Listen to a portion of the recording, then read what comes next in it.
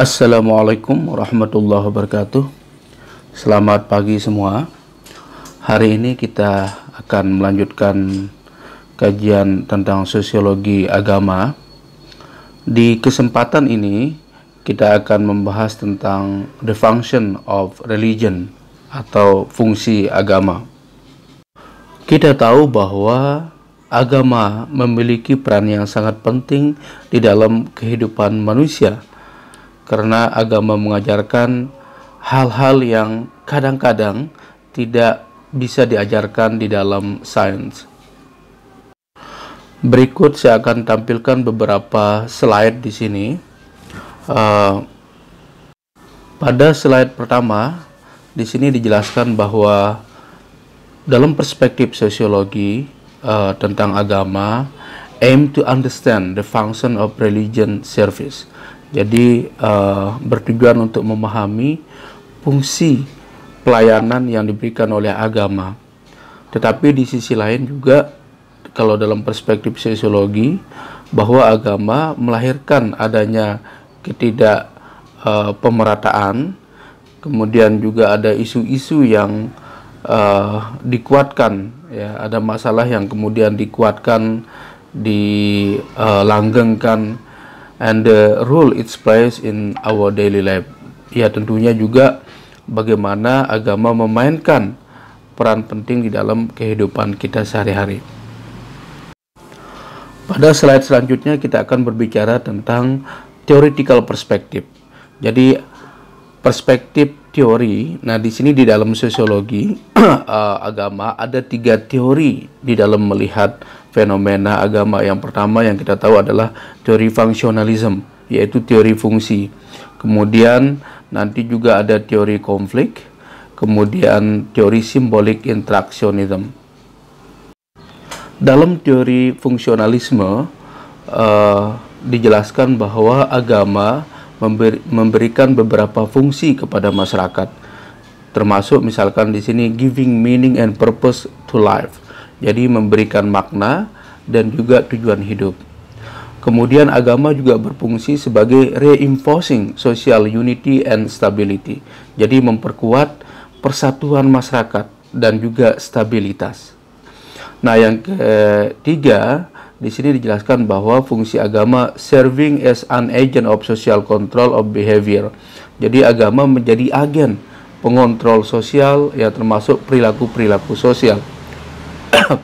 Kemudian agama juga promoting physical and psychological well-being, mempromosikan fisik dan psikologis, ya, menjadi lebih baik, dan motivating people to work for positive and social change, yakni memotivasi orang untuk bekerja pada tujuan-tujuan yang positif, ya, untuk perubahan. Berbeda dengan teori fungsionalisme, kalau kita lihat di sini ada teori konflik. Jadi dalam sosiologi melihat bahwa agama menguatkan atau mempromosikan social inequality, bahwa ketidaksetaraan, ya, ada kesenjangan di masyarakat, dan juga agama memunculkan konflik. Nah, ini perspektif yang berbeda. Kalau tadi ada fungsi yang positif, nah di sini adalah bahwa agama dilihat sebagai sumber konflik. It help convince the poor to accept the lot in life. Jadi agama kadang-kadang meyakinkan bahwa orang miskin itu, ya, menerima kehidupan mereka apa adanya, dan ini yang kemudian melahirkan hostility, ya, kekacauan, kemudian ada violence yang kemudian yang didorong dengan adanya perbedaan agama. Ya, tidak hanya konflik di internal keagamaan, juga dengan agama-agama yang lain.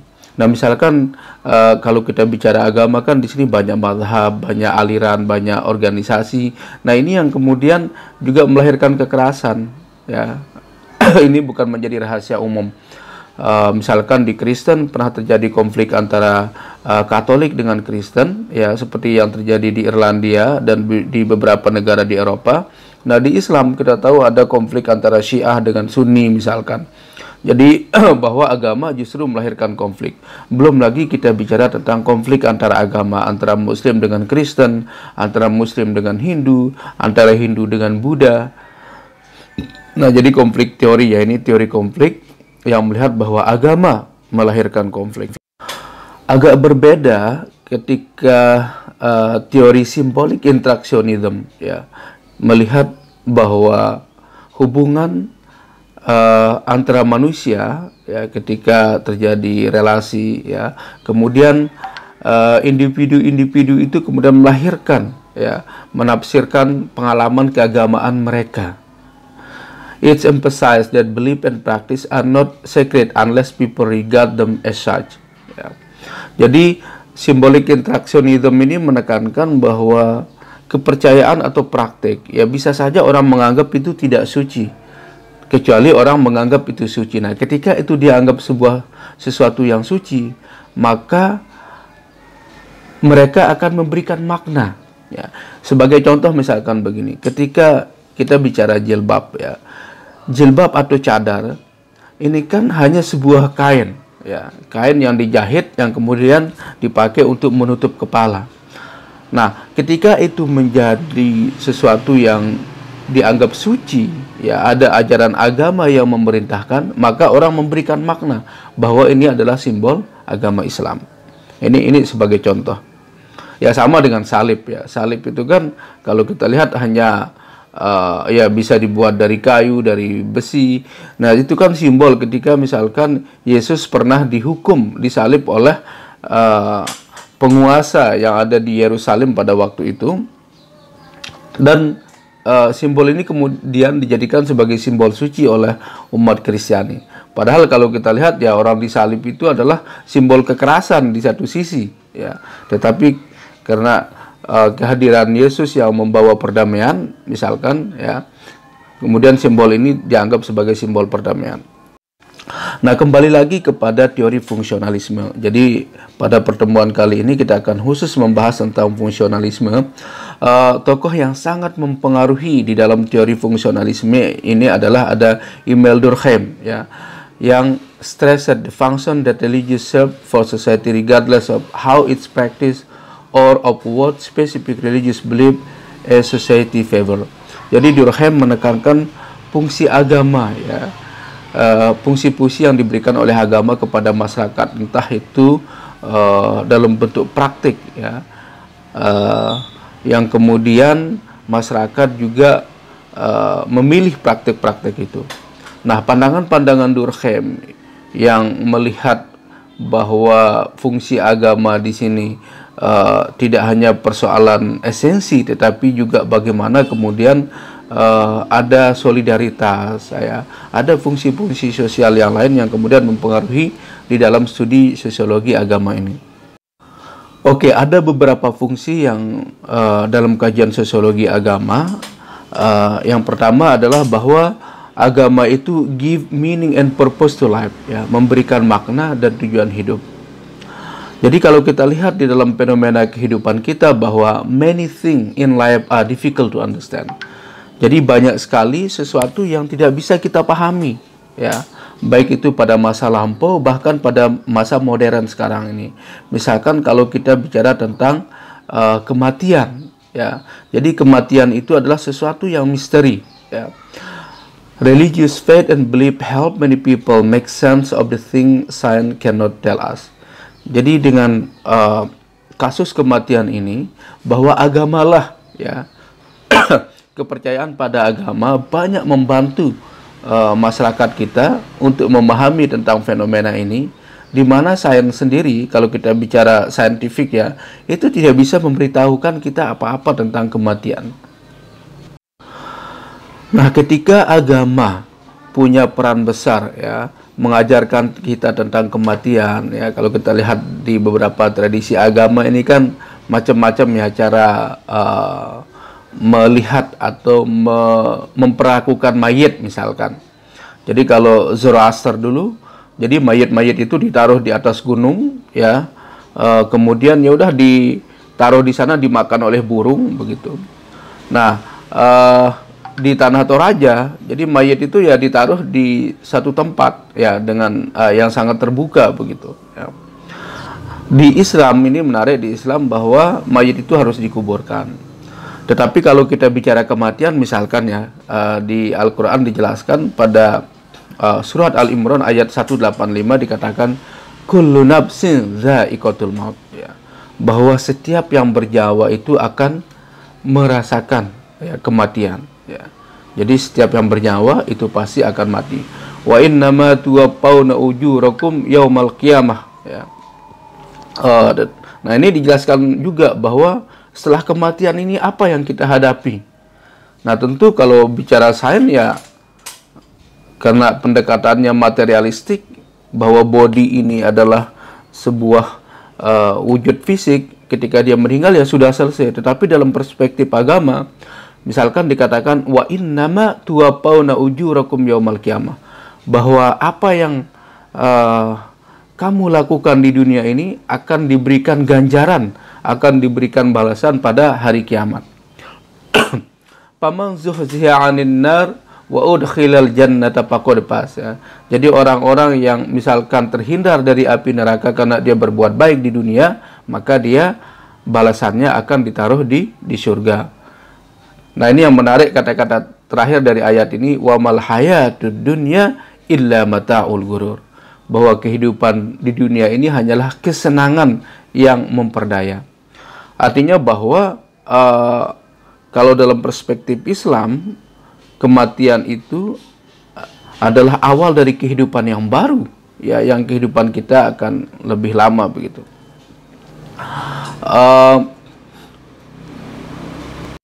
Di ayat lain juga dijelaskan, misalkan di surat An-Nisa ayat 78 ya.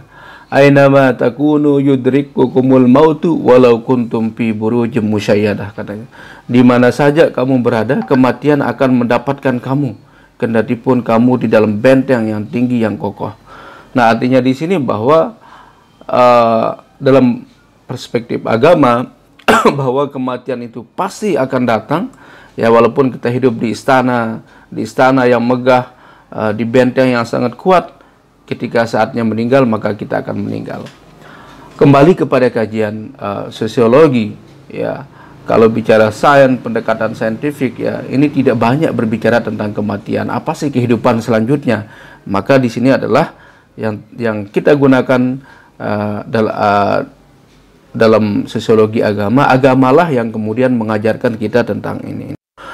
Kembali ke fungsi agama yang kedua. Jadi dikatakan di sini bahwa agama itu adalah reinforce social unity and stability, bahwa agama menguatkan, ya, persatuan sosial dan juga stabilitas.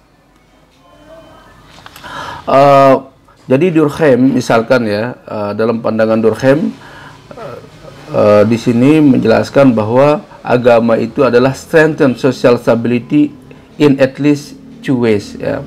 Jadi bahwa agama itu memperkuat, ya, stabilitas sosial. Setidaknya ada dua cara di sini dijelaskan oleh Durkheim. Yang pertama adalah it give people a common set of belief and thus it's an important agent of socialization. Jadi bahwa agama itu menyediakan, memberikan, ya, a common set, ya, sekumpulan dari kepercayaan, dan itu yang membuat kita lebih stabil begitu, ya. Nah, yang kedua adalah bahwa communal practice of religion as in house of worship bring people together physically, facilitate their communication and other social interaction, and thus strengthen their social bond.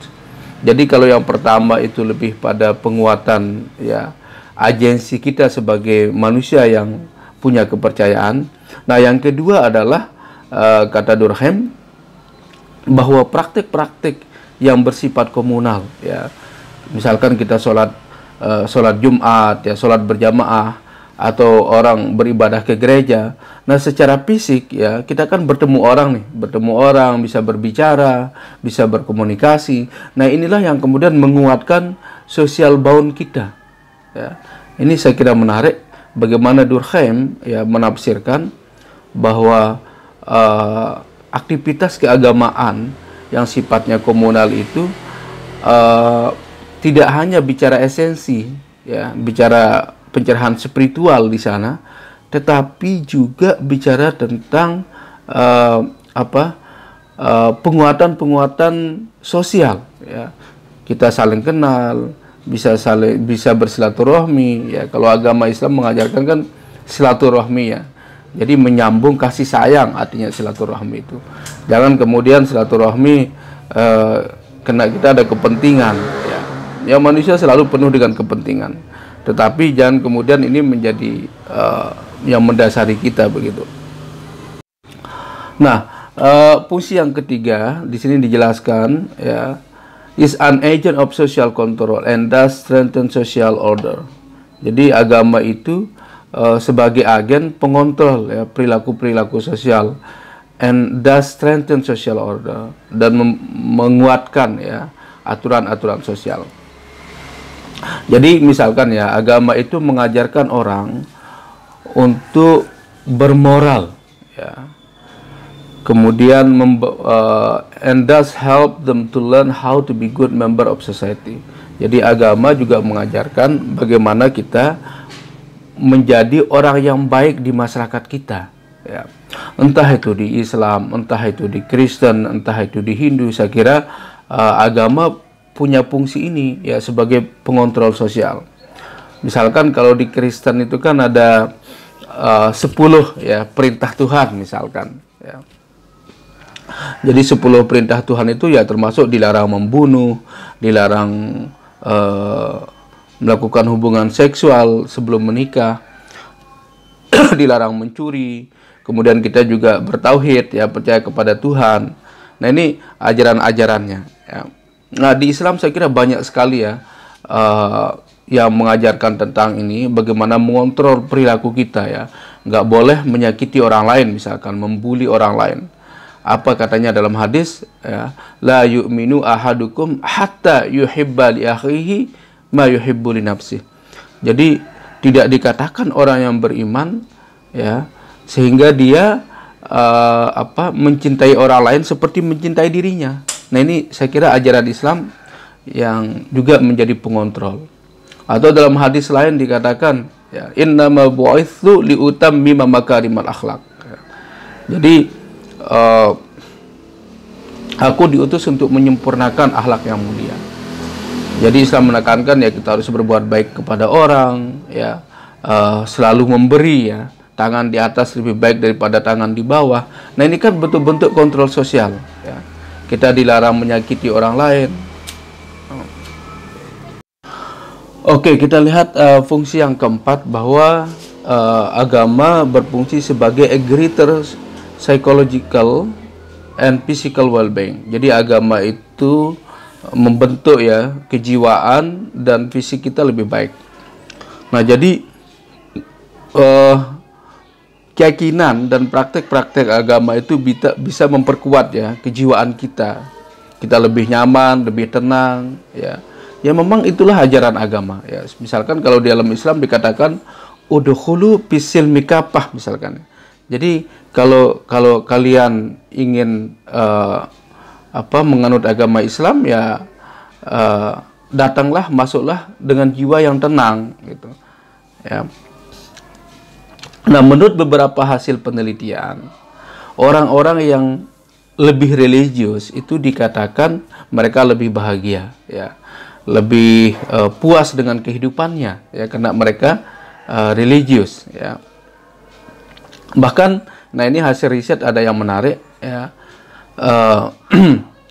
orang-orang yang religius, ya, orang yang menekuni spiritual itu lebih panjang umurnya daripada orang-orang yang tidak religius, ya. Ya, tentu di sini kalau kita lihat fakta sosial, ini kan hasil riset, ya, hasil survei, bahwa kalau orang lebih religius kemungkinan umurnya lebih panjang, ya, mungkin karena dia sangat sadar dekat dengan Tuhan, ya.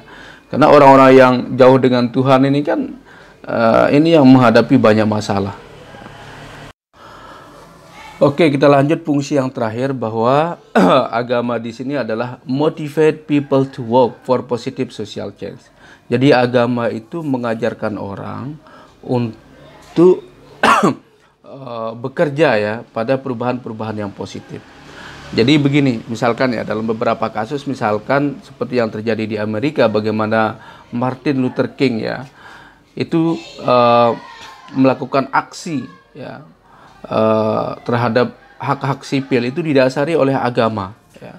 Jadi dia mengorganisir kelompok-kelompok Kristen ya sebagai dasar dia untuk bergerak ya, memobilisasi massa.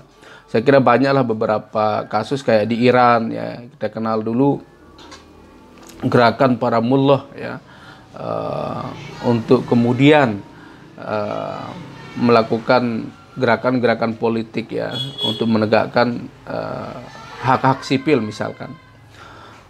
Ini menarik ya, termasuk Mahatma Gandhi kalau di India. Nah di Indonesia misalkan ya ada NU, ada Muhammadiyah, saya kira ini juga dasar gerakannya adalah dasar yang berbasis agama.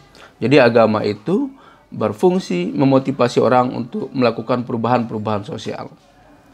Oke, terima kasih banyak atas waktunya. Itulah pertemuan kita pada hari ini. Assalamualaikum warahmatullahi wabarakatuh.